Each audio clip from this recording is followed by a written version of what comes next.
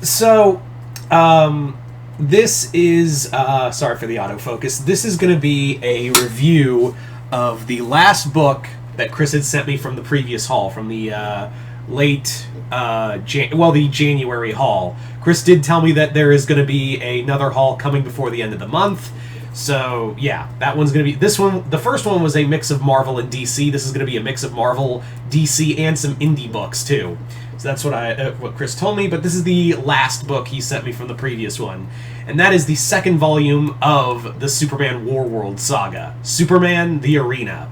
So where we last left off, in Warworld Rising, Superman and the Authority had gone off to take on Mongul, but remember, this is not the Mongul you know, this is his son. They refer to the previous Mongul as the Mongul who was. This is Mongul who is.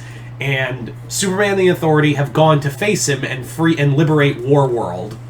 Now, here we are. Like I said before in my previous review, the big thing about this is, like, imagine a DC version of...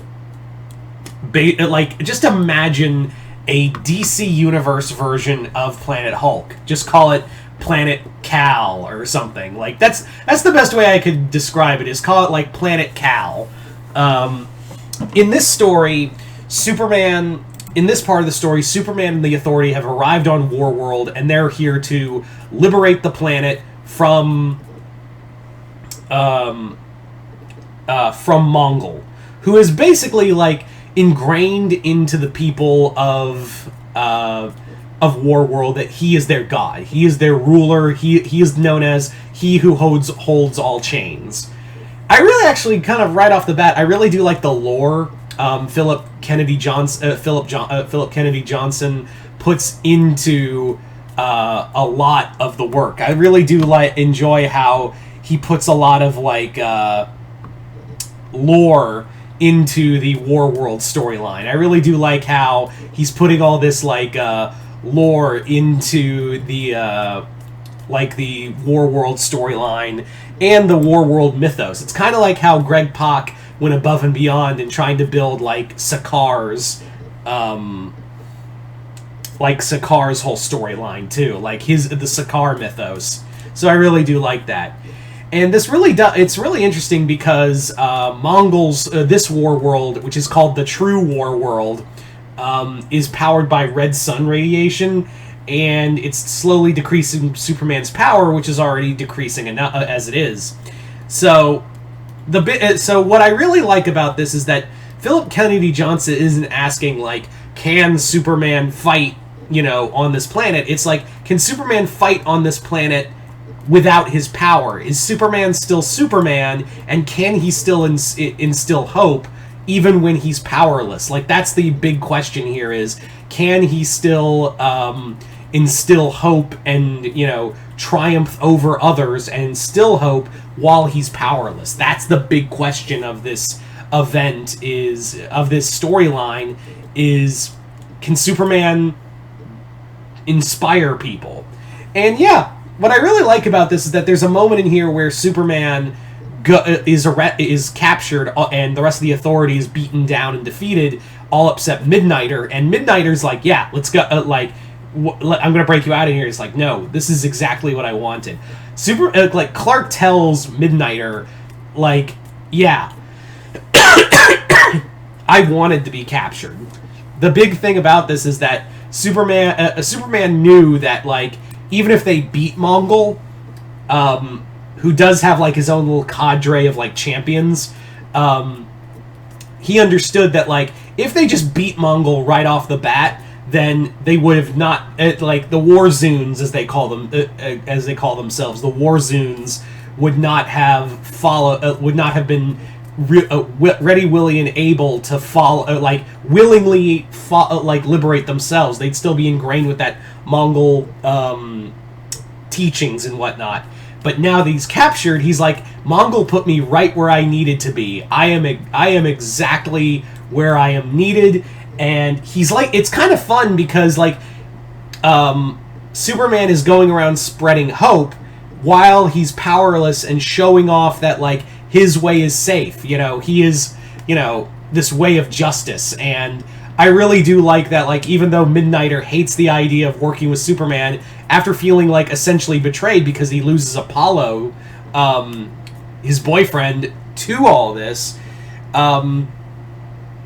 he is basically like, fuck, I guess I'm helping him. And he inevitably, like, helps spread the whole, story of Superman. He really does spread that kind of, like, he is spreading that, like, it's like Superman's version of hope is like a disease. A good disease, mind you, but that's the best way to describe it, is that Superman and his ability to inspire and instill hope, it, like, spreads like a plague around Warworld, is inspiring people to, like, wear the Superman, the House of Elmark, which is, like, used to instill hope. And I really do like that. I really do like this whole thing. The Philosians, who are also a type of Kryptonian, are interesting. We do follow a few in this storyline, like one who becomes Superman's mentor and teaches him how to fight, like a Warworlder. You have another pair, a brother and sister, who are, like, really ingrained in this whole, like, that Mongul is God and no one can stop him. So Superman really takes a lot of painstaking process to really, like, deprogram these people. And you really see, like, there's like a mental struggle there.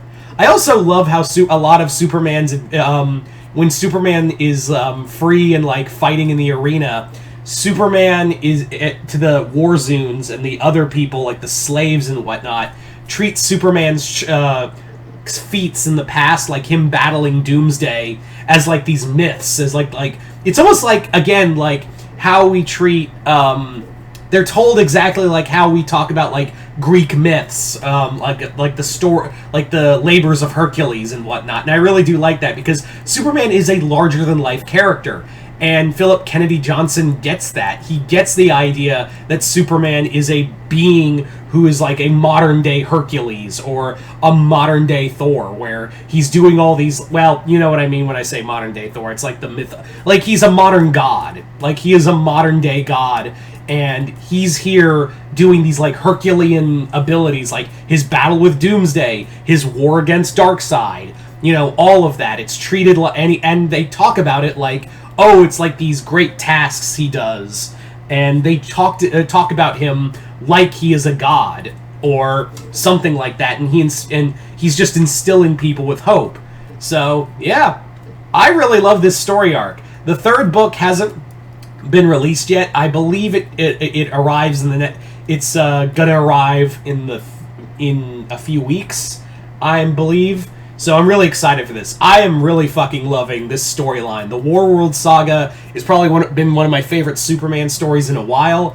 It has the authority. It has Superman, being Superman. Has a classic Superman villain in the main front. This has everything I want. Like, this really does have everything I want. So once again, I'd like to thank Chris once again for sending me this book. And hope you all enjoyed this review. Other than that, I'm Mr. Multiverse. I'll see you next time in the Multiverse.